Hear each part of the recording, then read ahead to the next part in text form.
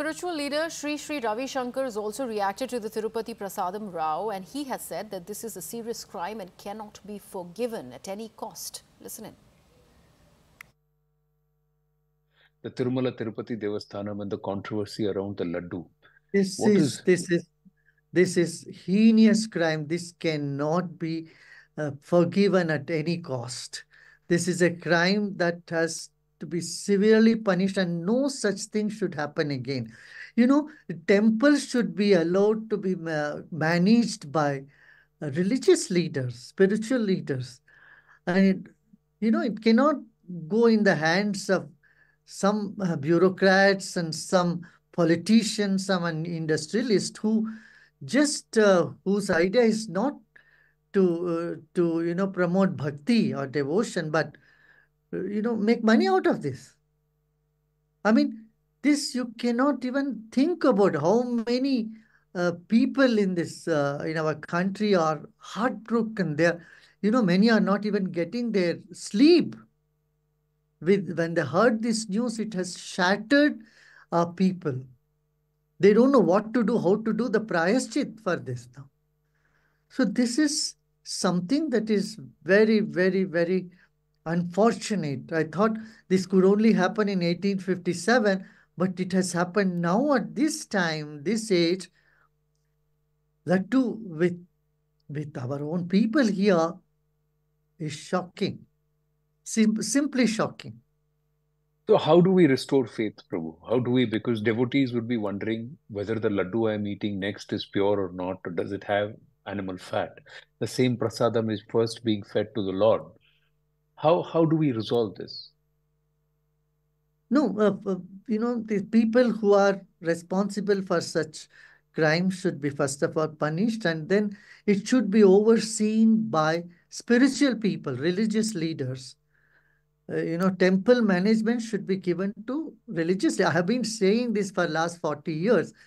Temples should be managed not by, what people who are not believers, but not those who are not under religious or who have no interest in religion and spirituality, but by bhaktas. A bhakt will never do that. A devotee will never do such things. But there are others who would say that in the name of bhakti, there are others who claim to be bhakts, but they are not bhakts. And then there will be mismanagement. So how do we resolve this?